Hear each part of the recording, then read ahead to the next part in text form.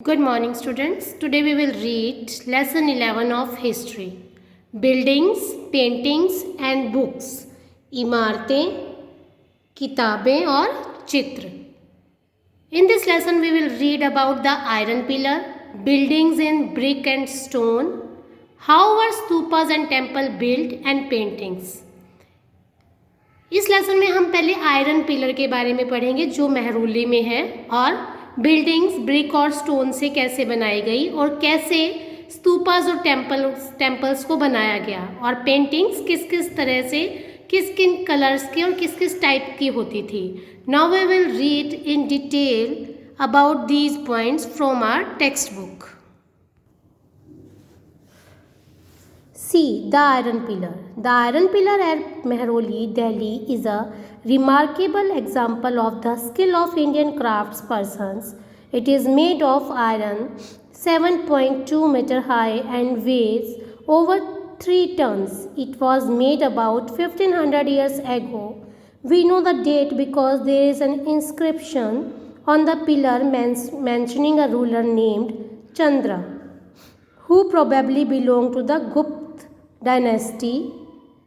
What is amazing is the fact that the pillar has not rusted in all these years. लोह स्तंभ, iron pillar means Mehrauli में कुतुब मीनार के परिसर में खड़ा यह लोह स्तंभ भारतीय शिल्पकारों की कुशलता का एक अद्भुत उदाहरण है. इसकी लंबाई ऊंचाई 7.2 मीटर और वज़न 3 टन से भी ज़्यादा है. इसका निर्माण लगभग 1500 साल पहले हुआ. इसके बनने के समय की जानकारी हमें इस पर खुदे अभिलेख से मिलती है. इसमें चंद्र नाम के एक शासक का जिक्र है जो संभवतः गुप्त वंश के थे. आश्चर्य की बात यह है कि इतने वर्षों के बाद भी इसमें जंग नहीं लगा है.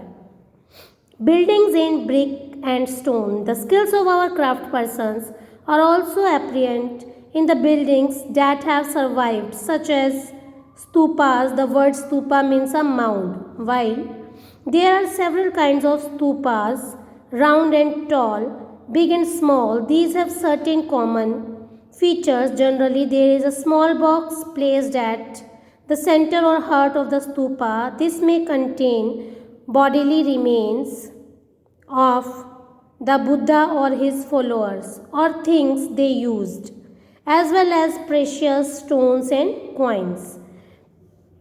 ईंटों और पत्थरों की इमारतें.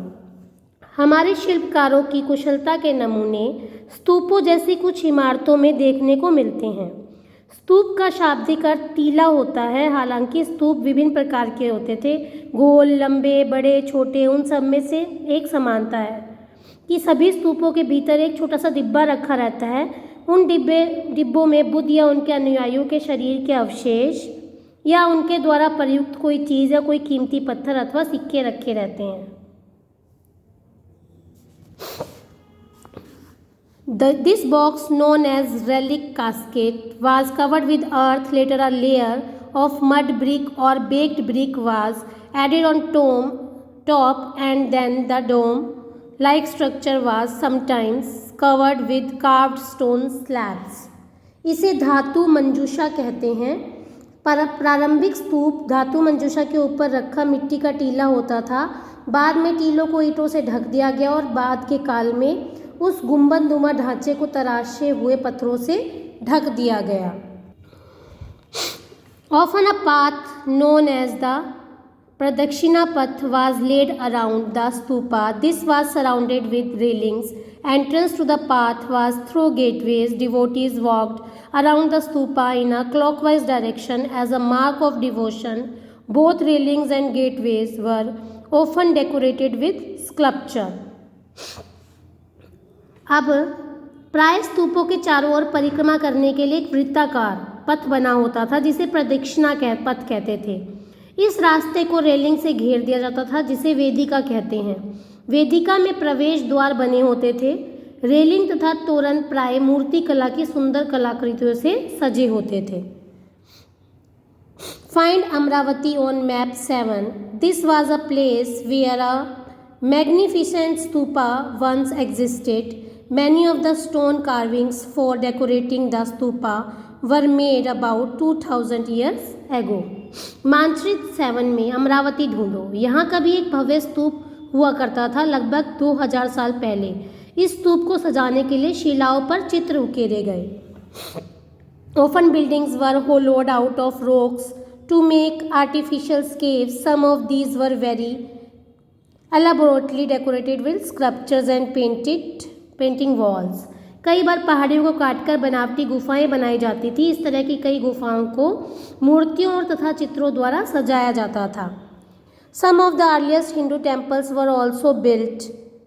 At this time, deities such as Vishnu, Shiva and Durga were worshipped in these shrines. The most important part of the temples was the room known as the Garbhagriha, where the image of the chief deity was placed. It was here that priests performed religious rituals and devotees offered worship of the deity. इस काल में कुछ आरंभिक हिंदू मंदिरों का भी निर्माण किया गया। इन मंदिरों में विष्णु, शिव तथा दुर्गा जैसे देवी देवताओं की पूजा होती थी। मंदिरों का सबसे महत्वपूर्ण भाग गर्भगृह होता था, जहां मुख्य देवी देवता की मूर्ति रखी जाती थी। इसी स्थान पर पुरोहित धार्मिक अनुष्ठान करते थे और भक्त पूजा करते थे। अक्सर गर्भगृह को एक पवित्र स्थान के रूप में दिखाने के लिए भीतरगांव जैसे मंदिरों में उसके ऊपर काफ़ी ऊंचाई तक निर्माण किया जाता था। ठीक है, यानी कि जो डाइट्रीज है, भक्त जो थे वो अपने श्रद्धे को पूजा करते थे उनकी।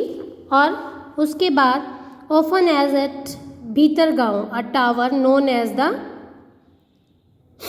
शिखारा was built on the top of the Garbhagriha to mark this out as a sacred place. Buildings Shikharas required carefully planning. Most temples also had a space known as the Mandapa.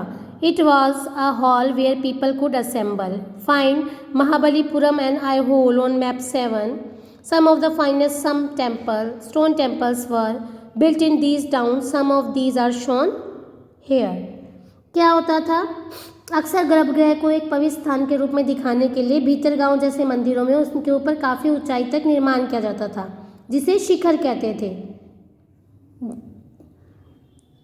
शिखराज। ठीक है, शिखर निर्माण के कठिन कार्य के लिए सावधानी से योजना बनानी पड़ती थी। अधिकतर मंदिरों में मंडप नाम की एक जगह होती थी। यह एक सभागार होता था जहां लोग इकट्ठा होते थे। मानचित्र 7 में महाबलीपुरम और ऐहोल को ढूंढो। इन शहरों में पत्थरों से बने कुछ उत्कृष्ट मंदिर हैं, उनमें से कुछ यहाँ दिखाई गए हैं। Now how were stupas and temples built?